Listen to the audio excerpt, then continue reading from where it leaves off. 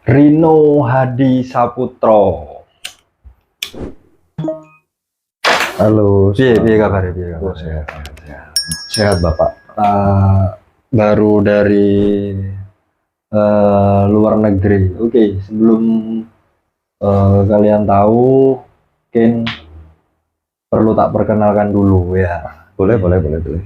Namanya Rino Hadi Saputro. Kamu asli dia? Kalau aku aslinya Banyuwangi, cuma terdampar di Jember mulai 2015. 15. Enggak, maksudnya aslinya Banyuwangi. Aslinya Banyuwangi Banyuwangi kota. Banyuwangi kota. Iya. Dengar sih cewek Banyuwangi yang cantik ya. Kalau cantik relatif ya, orang. Soalnya kan aku pian kuliah nang Jember gitu. Oh gitu. Kuliah nang Jember. Heeh, Banyak kan anak Banyuwangi yang Iya. di Jember ya. banyak banget. Itu katanya, ya bukan katanya sih, lihat juga. Emang katanya sih kebanyakan tuh cantik-cantik. Iya toh. Cantik relatif sih. Tapi biasa aja nih. Biasanya sih. Enggak kan daerah karena itu sudah kamu asal dari sana, biasa aja akhirnya. Garis Apa? desanya sih, garis desanya Oh. banyak yang cantik. Tapi kamu Banyuwangi kota ya. Banyuwangi kota. Terus kuliah ya nanti? Kalau kuliah di Universitas Negeri Malang. Negeri Malang, Kebayang nggak? Malang, Banyuwangi, Jember. Banyuwangi, Ya. Malang, Malang, Jember. Jadi ada segitiga. Ya, Banyuwangi, Malang, Jember. Ya. Terus kan wis rapi bojomu ya, Ya, ya. udah nikah. Itu ketemu ya nanti kan? Ketemunya dulu. Kenal awal-awal kenal apa wis dari SMA apa? Cerita sedikit aja. Oh. Kalau dulu itu aku kan kuliah di Malang nih. Jadi teman-teman SMA aku itu banyak yang kuliah di Jember. Jadi setiap aku pulang dari Malang mampir dulu nih ke Jember. Ntar baliknya bareng naik motor. Nah, Karena teman ada kuliah di Jember. karena teman ada Ya. banyak yang kuliah di Jember, Ya. teman-temanku yang kuliah di Malang sedikit, yang di luar di yang agak ke barat lah itu sedikit.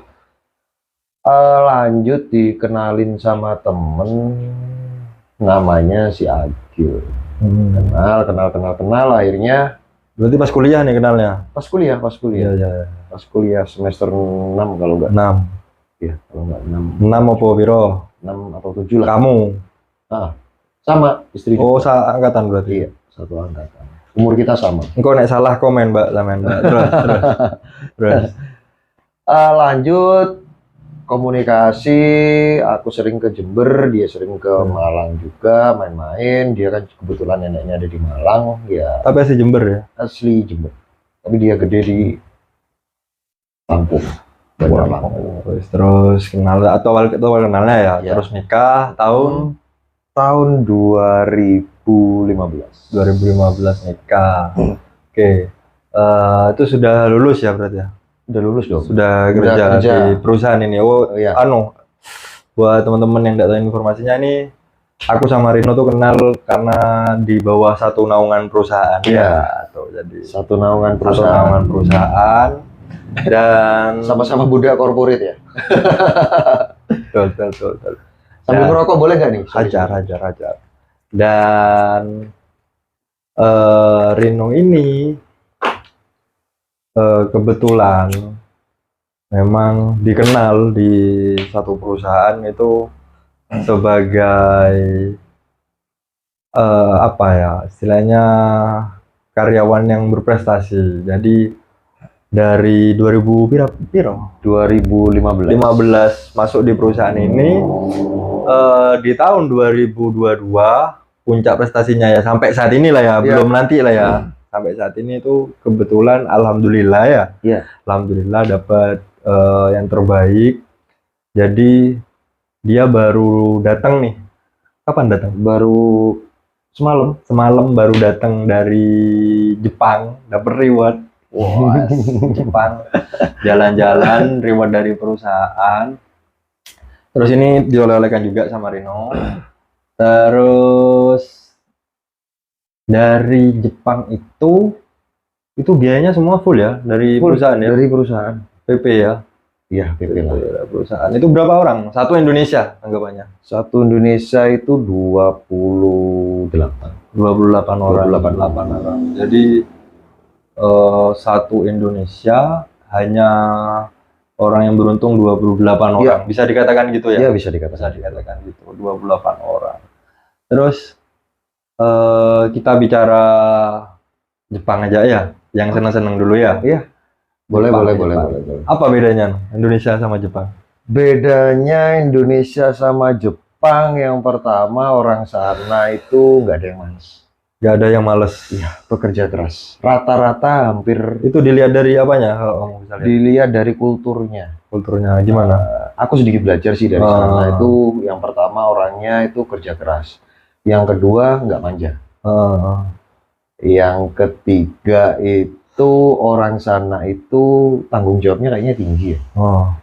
Yang keempat itu jarang ada yang naik motor, mobil, jadi dia di jalan. Berarti sepi tuh jalan kaki tuh apa jalan raya tuh sepi. Sepi. Apa hanya untuk kendaraan besar? Kendaraan umum, angkot gitu ya? Kayak angkot, kayak trans. Berarti kebanyakan jalan atau sepedaan? Enggak. Jalan, naik sepeda, sebenarnya kayak gitu. Rata-rata seperti itu. Terus cuaca. Saya kan panas sih gini. Karena ini ya, ini recordnya nih tanggal 14 November 2023. Jadi di 2023 ini kemaraunya mundur, penghujannya mundur, musim hujannya mundur. Jadi sekarang masih panas banget. Ya apa di Jepang ya apa? Kebalikannya ya kayaknya. Dingin ya. Kalau di sana sekarang musim gugur itu sama dengan setelah ini musim gugur, habis itu kayaknya musim salju ya. Musim salju.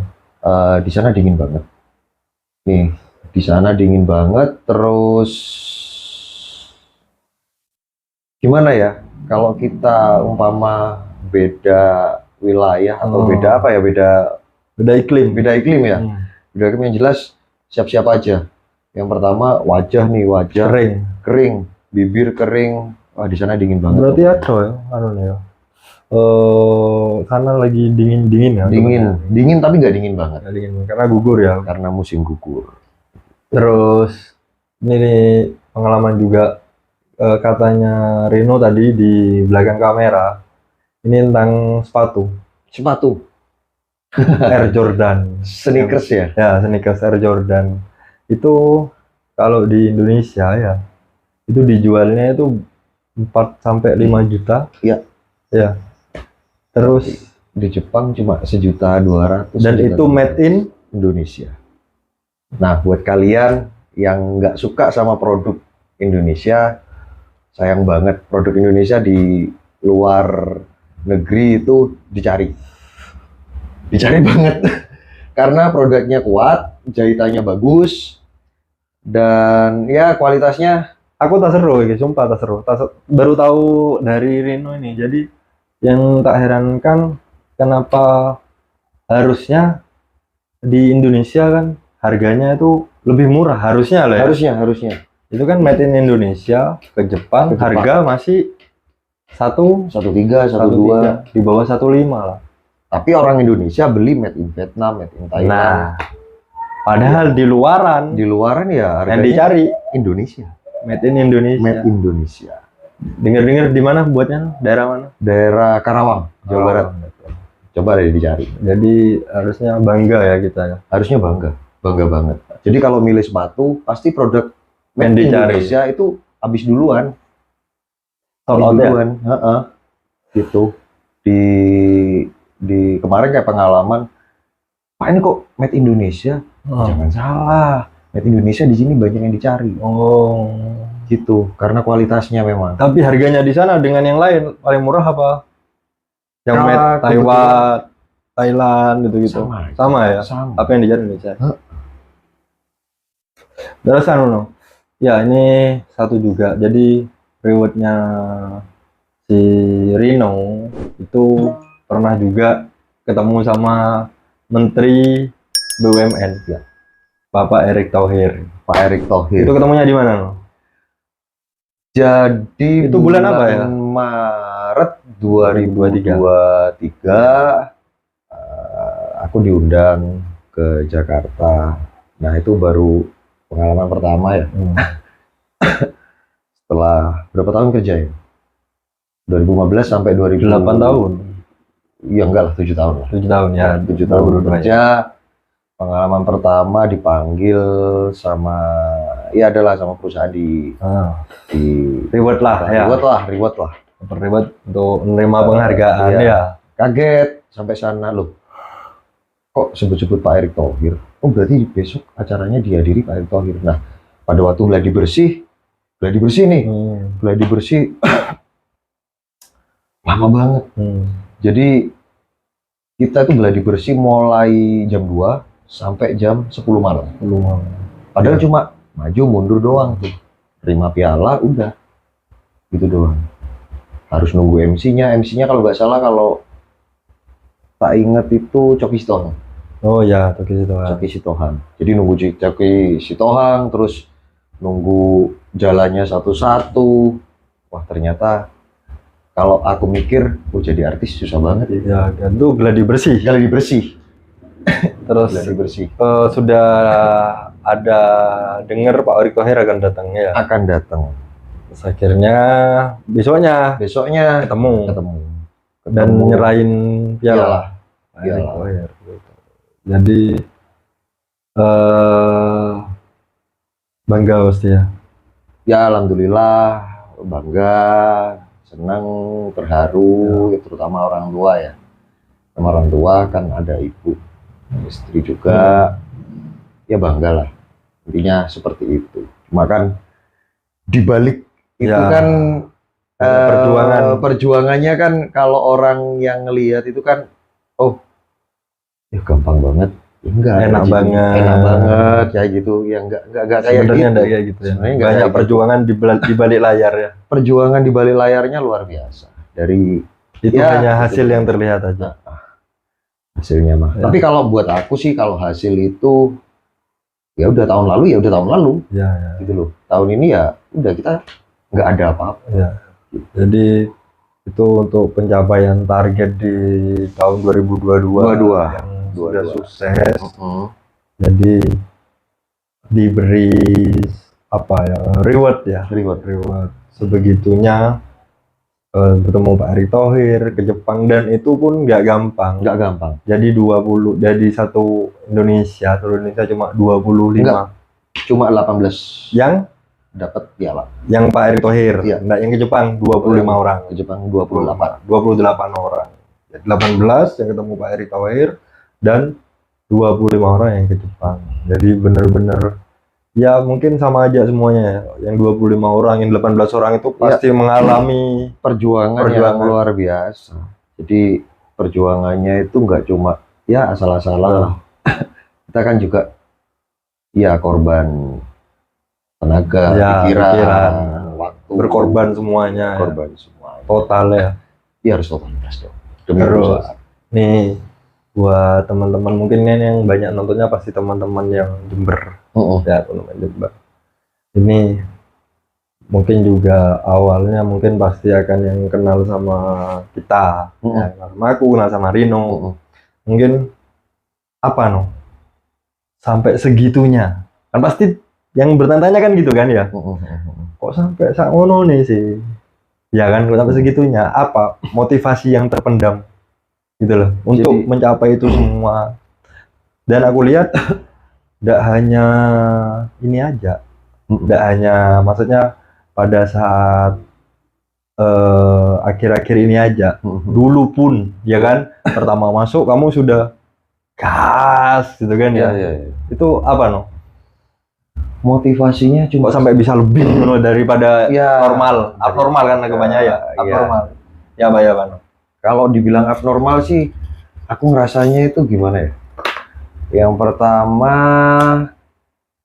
aku tuh paling nggak suka kalau udah dikasih tanggung jawab, itu nggak selesai. Yang kepikiran gitu ya? Kalau ditinggalkan kepikiran, kalau udah selesai kepikiran. Ya kan? Kenapa sih orang ini bentuknya, orang kita sama-sama makan nasi kok. Kenapa sih kok nggak bisa? Padahal ada teman lain yang bisa gitu. Jadi aku termotivasi untuk bisa gitu. Yang pertama itu. Yang kedua, terus terang aja, kalau konsepku sih, ayo kerja yang benar, kerja yang benar, otomatis nanti hasilnya yang menikmati Dirinya sendiri ya. kita sendiri dan teman-teman semua. Jangan lupa teman-teman yang di sekitar. Intinya kan gitu. Jadi aku pengen itu kita kerja yang kita kerjakan itu nggak sia-sia. Mungkin di luaran banyak orang yang ngomong, wah Rino nih gila kerja, Rino nih kayak gini. Termasuk aku juga yang ngomong kayak gitu. Sebenarnya enggak sih, sebenarnya memanfaatkan peluang yang ada. Kalau kita cerdik sih, peluang yang ada yang mana ya kita manfaatin. Udah gitu aja. Kalau seumpamanya kita udah nggak bisa, ya udah lepasin aja, ngapain? Toh kita masih punya peluang-peluang yang lain untuk dimanfaatkan. Berarti bukan terlalu memaksakan. Oh iya, karena ada peluang sebenarnya. Karena ada peluang. Kecuali kalau peluang itu tertutup, kamu realistis. Ya realistis dong. Ya sekarang pun realistis. Kalau tahun kemarin aku ngejar 2, kalau sekarang 1 aja deh. Karena realistisnya kayak gitu. Kalau umpama kita memaksakan pun hasilnya nggak bagus. Buat diri sendiri dan teman-teman. Tapi kamu lebih memanfaatkan peluang yang ada. Strategi harus dimainkan yang baik. Gitu. Nggak asal-asalan lah intinya gitu. Kalau kerja asal-asalan mah ya sulit. Iku koyoke terlalu ke strategimu. Ya enggak takon iki maksudnya motivasi. Kalau motivasinya yang pertama motivasi itu kok kamu bisa terbentuk sampai bekerja overtime gitu loh. Apa motivasimu? Motivasiku yang pertama apa kamu memang sudah kebiasaan kayak gitu dari dulu, dari kecil, atau karena didikan apa gitu lah? Karena yang pertama aku lahir itu di keluarga yang biasa-biasa aja. Berkecukupan terus tidak lebih. Yang kedua ngomong soal orang tua nih ya, bapakku sebelum meninggal dia pesen titip adikmu yang perempuan. Aku punya adik nih, adikku yang kedua dan adikku yang ketiga. Adikku yang kedua kan udah lulus, kan udah lulus, bapakku masih ada kan. Nah, bapak nggak ada sebelum itu ngomong titip adik yang ketiga. Oh ya udah, berarti aku harus intinya berusaha maksimal lah. Oh ini ada peluang kayak gini. Oh berarti ini jadi motivasi buat aku.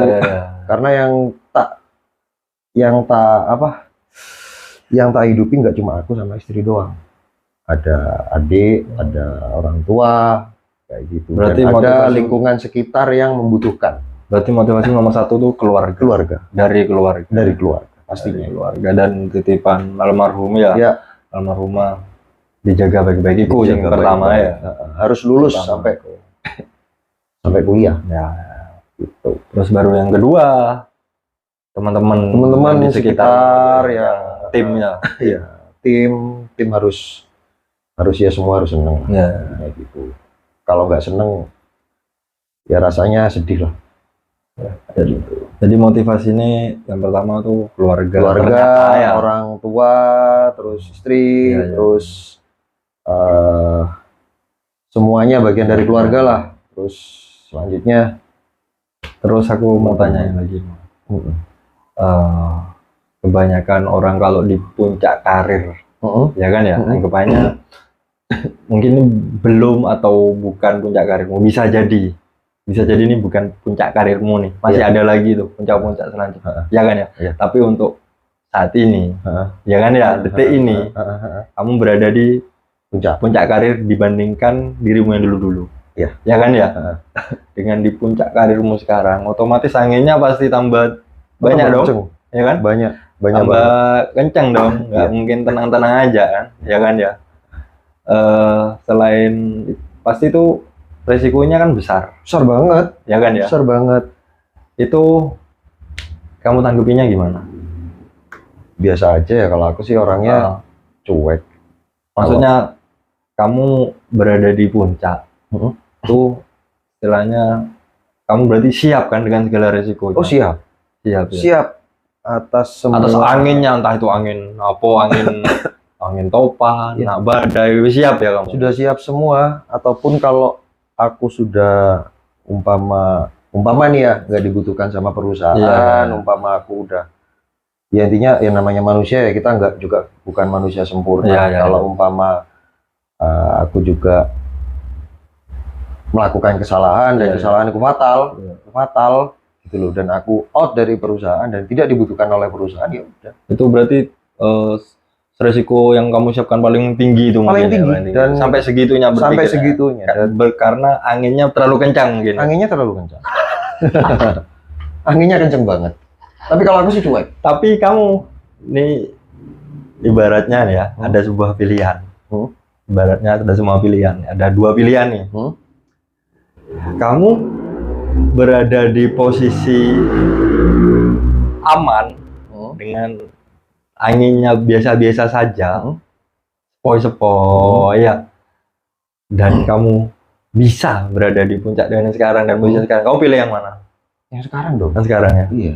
Ngapain, hidup kan cuma sekali. Nah, kalau seumpamanya kita bisa di puncak, ngapain? ya ya. Dengan segala Biasa-biasa. resiko yang ada kamu telan ya. Itu pasti. Ataupun resiko yang terburuk pun ya harus siap. Tapi ngomongin resiko dalam hal apapun ya, Ya. bukan dalam hal pekerjaan aja, berdagang atau apa, nggak usah berdagang itu mungkin yang laris atau Ya. yang viral apa, yang resikonya tinggi. Ngomong soal resiko, hal-hal yang biasa-biasa saja juga tidak jauh dari resiko. Pasti. Iya kan, jadi kamu mikirnya kalau sama-sama ada resiko, kenapa kita nggak ambil yang Ambil yang lebih tinggi Gitu ya. Semuanya ada resikonya. Kalau umpama ini ada di puncak nih, kalau umpama jatuh jebuk, jatuhnya Ya. kan tinggal jebuk kan Ya, gitu. ya. Ya. Kalau umpama yang di sini resikonya, ya, iya kan? Ya udah sama-sama resiko, sama-sama jatuh. resiko kan bisa kapan saja, Kapan aja. diterima oleh siapa saja, Siapa saja. mau yang itu di puncak, di tengah ataupun di bawah, Iya. ya kan? Ya semuanya harus menerima resiko dan mempersiapkan kehidupan yang selanjutnya, gitu aja. Terus ini kamu bawa apa ini, no? Oleh-olehnya ini, no? Ini minum air le minerale ya, le minerale Jepang ya, Le mineralnya Jepang, Jepang, jadi ya air kesehatan ya. sehat banget. Ada apa? Oksigen, ngandung oksigen ya. Ada. Oksigen. Boleh dicoba. Boleh dicoba dulu aja. Coba ya. Ini air oksigen, ada tuh air oksigen biasanya kalau di hotel kan enggak enak, Nggak enak. Nah, kalau ini enak, beda ya. nggak ada apa ya? Nggak biasa banyak-banyak aku soalnya. Oh iya. Kalau air ada oksigennya itu air biasa, air dam gitu tuh. Aku enak kalau gitu. Nah, dicoba aja. Oke, tas dulu dong. Oke. Aduh.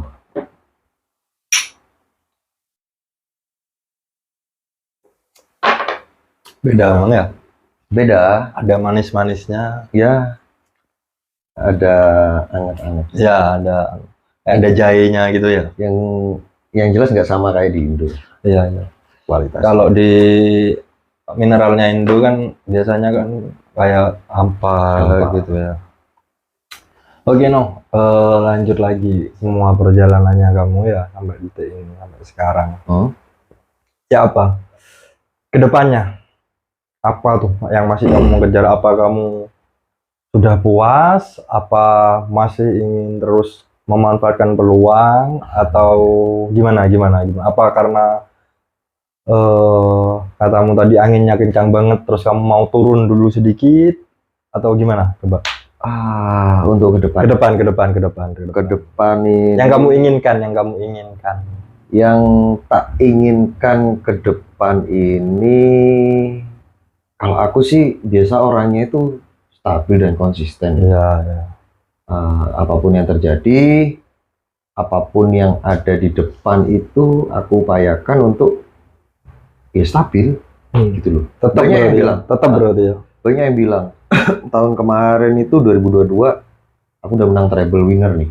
Ya, udah menang ini Ibarat Champions League itu udah treble winner, champion lokal ya, sama satunya piala apa, Carling Cup biasanya ya yang dulu ya. Udah treble Liga winner. Inggris ya, terus udah treble winner, banyak yang bilang gini, biasanya kalau udah treble winner itu trennya nurun. Tuh. Kalau aku sih aku nggak kepikiran untuk turun ya. Dalam artian, loh, ini loh hal mudah sebenarnya. Ini hal mudah dan kelihatan mata. Kalau kita mau ya pasti bisa, gitu. Pasti kita bisa. Dan aku tipe orang yang suka tantangan, gitu. Tantangan, konsisten, disiplin dalam artian kalau disiplin waktu mah tahu sendiri. Ya. Disiplin manajemen pekerjaan. Yang penting maksudnya kamu mungkin apapun tanggung jawabnya, Ya gitu udah, ya, itu ya diselesaikan. Selesaikan. Lain-lain itu silahkan. Udah gitu aja. Ya, jadi intinya masih mau stabil konsisten. Mau sambil konsisten. Sampai kapanpun angin sekencang apapun, ya udah terabas. Yang penting kita nggak ngelakuin hal yang tahu. Tuh. Terus ini kan ibaratnya kan kamu kan pelatih, ya kan ya? Coach ya? Coach. Jadi posisinya itu kalau di sepak bola itu bisa dikatakan coach, ya kan ya? Untuk meracik strategi. Kalau bukan, kalau strategi aku rasa itu pasti punya pemikiran masing-masing dan punya strategi masing-masing setiap tim, ya kan ya? Iya. Bukan, maksudnya itu kan meracik tim. Kalau sepak bola, klub bola masih bisa memilih tuh coach, ya kan ya? Aku mau Messi di timku, aku mau ini, aku mau ini, ya kan ya? Nah, kalau di perusahaan kita kan nggak bisa tuh. Ibaratnya kamu dikasih tim, misalkan Barcelona, ya ini sudah racik, gitu kan ya? Nah, kan nggak tahu kamu kan. Jadi poin yang paling penting menurut kamu untuk meracik tim yang solid banyak loh ya, arti katanya ya. Solid dalam hal semuanya loh ya, tidak hanya pekerjaan. Jadi dirangkum aja untuk tim yang solid itu gimana? Kuncinya satu. Ya, ibaratnya kamu punya Messi, Ronaldo, ya kan, bintang semua ya. Nah kan harus ada egonya tinggi. Nah itu biar solid tuh ya apa? Biar kompak. Kuncinya satu. Ya apa? Menurut kamu nih? Menurutku sih kuncinya satu doang. Apa? Biarkan dia bekerja sesuai dengan passion masing-masing. Passion dia seperti ini, ya udah biarin, gitu loh. Mau gimana? Yang penting dia punya tanggung jawab. Gitu ya? Udah gitu doang. Dari kamu cuma itu aja ya? Misal Ronaldo nih, Ronaldo menyerang ya, nyerang. Terus dia tidak ngegolin, otomatis kalau diserang dia tidak bisa ngegolin, dia harus bertahan dong, gitu. Bantu pertahanan dong, gitu kan? Itu kan yang kamu maksud? Ya udah, gitu doang. Ya, otomatis dia akan sadar sendiri kok. Seperti gimana? Udah, biarin dia bekerja dengan passionnya. Iya, jangan membatasi ini. Dalam artian membatasi ini dalam hal di passion dia ya. Kalau di aturannya jelas kita batasi. Ya, gitu. betul. Pasti ada. Main bola kan ada aturannya gitu. Betul, hands, pelanggaran kayak gitu. Jadi maksudnya dia harus maksud kamu tuh dia mau kreativitasnya, dia mau menyerang lewat sayap kanan, sayap kiri, gitu ya. Biarin aja, bebasin aja. Dan satu yang perlu kamu tahu, setiap orang itu punya potensi terbaik dalam diri masing-masing. Itu yang banyak orang nggak tahu. Aku percaya ya, pasti. Gitu. Cuma tinggal contoh nih Ronaldo hebatnya di umpama nih tendangan bebas. Ya. Orang itu punya potensi terbaik masing-masing. Tinggal gimana kita ngembangin aja. Kalau Pep Guardiola atau Jose Mourinho nggak bisa ngembangin, ya udah. Selesai. Iya.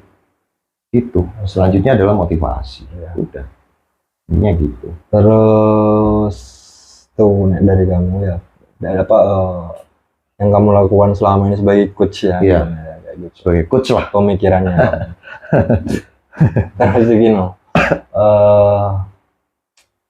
ke depan tadi sudah, ya kan ya, kamu mau untuk konsisten. Iya. Terus untuk pesan lah untuk teman-teman yang nonton ini.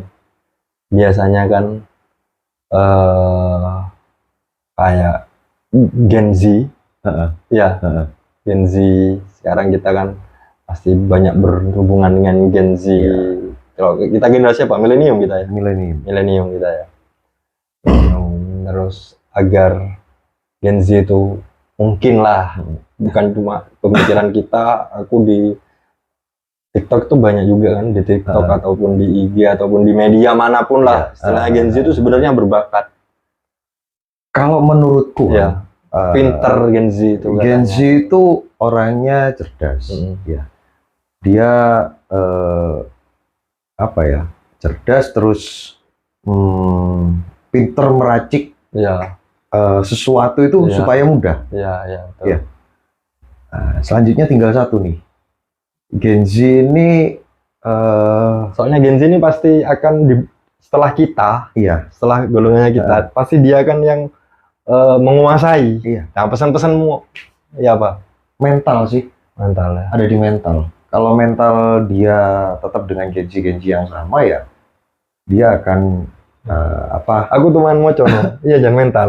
Aku teman moco karena sebelum ada Gen Z ini ya, kata-kata zamannya kita dulu, kata-kata seperti mental health lah, terus apa lagi ya kata-kata sekarang itu yang dismotivasi itu baru muncul itu pada akhir-akhir ini. Padahal zaman kita juga merasakan benar, cuma ada kata-kata itu, jadi kita biasa aja. Masih ingat nggak kalau Gen Z, kalau kita dulu sekolah, dipukul sama guru karena kita salah. Itu biasa aja. Biasa aja. Ya udah, malah takut kita sama orang tua. Takut ditambahin. Nah, takut ditambah diajar. Kalau Gen Z kan enggak. Ya. Bedanya itu orang tuanya yang lapor. Orang tuanya yang lapor, nggak terima karena anaknya kekerasan. Padahal anaknya kurang ajar. Beneran. Ya kalau untuk Gen Z itu untuk kebaikan mereka lah sebenarnya. Sebenarnya untuk kebaikan mereka. Nggak ada sih. Kalau menurutku ya guru ya mungkin adalah 1-2 mungkin yang maaf yang berlebihan. Terus ya adalah yang pelecehan kayak gitu. Di balik itu semua guru-guru saya yakin dia pengen yang terbaik untuk muridnya. Dia bakalan sedih kalau muridnya itu nggak jadi orang. Pasti dimanapun berada. Coba kalau kamu ketemuan sama guru-gurumu dulu, pasti kan kamu tanya, kamu udah kerja di mana? Terus gimana sekarang? Dari matanya kelihatan. Anu gimana? Pasti dia nanyakan itulah. Ya kalau untuk Gen Z sekarang sih ya mentalnya lah diperbaiki dari sikapnya, dari tingkah lakunya, karena nggak sama. Kita nih di Indonesia bro, kulturnya beda, budaya, tata kerama itu nggak sama. Kalau kita samain sama di luar negeri mah ya hancur. Gimana budaya kita? Sosmed aja udah keterlaluan sekarang, ya kan? Betul. Otomatis kan sekarang kan generasi muda 2045 ya kalau nggak salah ya, generasi emasnya Indonesia ya. Ya, benar. Generasi emas Indonesia itu 2045. Jadi ya yang akan meneruskan perjuangan bangsa Indonesia ya kita sama Gen Z. Kayak gitu. Terus yang terakhir, jangan ngomong Gen Z dulu. Nanti kalau Gen Z ketemu aku di tempat lain, di Uker lain lah, unit kerja lain, nanti takut ketemu. Jadi gini, bukan intinya kan kayak tadi kamu sampaikan, nggak ada yang buruk. Nggak ada yang buruk. Sebenarnya kan. Intinya kan maksud kita semua ini kan baik. Apalagi Gen Z itu akan menjadi istilahnya yang akan menggantikan posisi saat kita atau gen sebelum kita. Gen apa jenenge sing tuwek-tuwek? Gen apa ya, 80-an ya? Iya, 80-an, 70-an yang di atasnya kita, kepala bos kita pasti akan menjadi mereka yang sekarang ini kan. Jadi tidak ada buruknya kan kita. Dan kita tidak mencela gitu loh. Cuman kita agak bingung untuk memasuki setiap dari mereka yang berhubungan dengan kita. Oke, wis terakhir. Kita terakhir ya. Aku yakin kamu pasti mungkin banyak yang hilang waktumu bersama keluarga. Ya jelas. Ya, pesan-pesan buat ibu, istri, atau adikmu, Ya pesan-pesanku sih cuma satu. atau kamu berterima kasih Yoko. Iya makasih Ya, banget ya, sudah mau ngertiin atas waktunya Waktu. yang banyak yang hilang, terutama waktu ya Om ya. Kita kan ya tahu sendirilah di perusahaan Iya, iya, iya. kayak gitu, waktu, terus ada waktu untuk istirahat pun, atau waktu untuk liburan pun, kadang kita motoran, kadang kita acara ini Iya, itu ya maaf banget lah untuk semuanya. Yang jelas intinya kita kan ke depan pastinya ingin lebih baik lagi lah. Yang jelas dari pribadi, dari semuanya pengen lebih baik lagi, dan masalah-masalah lain ya harap dimaklumi. Iya. Jadi intinya kan semua perjuanganmu ini kan sebenarnya yang utama itu buat keluarga. Buat keluarga, jelas. Sampai detik ini. Sampai detik ini buat keluarga, pengen gini ya, contoh nih di ya salah satu lah, umpama di ibu, di adik, di istri. Iya, ya. Pengennya tuh gini, oh teman-temannya punya ini, oh aku bisa seperti ini. Teman-temannya makan ini, aku juga bisa makan ini. Teman-teman seperti ini, aku juga pengen bisa seperti ini. Dengan proses yang berjalan mungkin yang benar atau salah ya mohon dimaafkan, seperti itu. Yang jelas ya untuk tujuannya untuk keluarga. Pertama itu keluarga. Nggak ada yang lain sih sebenarnya itu. Dari motivasi, dari tujuan. Iya, untuk keluarga. Gitu. Tanggung jawabnya soalnya besar bang. Ya. Tanggungan masih banyak nih. Gitu. Oke. Mungkin itu aja dari podcast kali ini. Mungkin semoga banyak yang bisa diambil daging sama teman-teman yang nonton. Jangan diambil dari sisi sudut pandang yang negatif. Enggak, Sudut pandang yang negatif. pasti kan sudut pandang itu banyak, ya kan ya. Tolong diambil dari sudut pandang yang positif. Mbok sudut pandang itu kon diubah teko iku ngincenge teko gunung apa dari arah yang positif sudut pandangnya. Nggak ada maksud lain di sini. Itu ya, ya. Iya jelas dong. Semoga juga bisa memotivasi teman-teman dari yang Rino yang terkenal katanya itu over bekerjanya, ternyata motivasinya itu satu keluarga. Dan satu kelemahanku lagi. Ya, Pak. Nggak enakan. Udah itu. Nggak enakan ya. Jadi apapun ya gitu ya. Oke, teman-teman, gitu aja. Terima kasih yang udah nonton. Jangan lupa like dan subscribe, terus share ke grup-grup keluarga, arisan atau apa aja. Makasih. Assalamualaikum warahmatullahi wabarakatuh. Sukses dong. Yuk, makasih.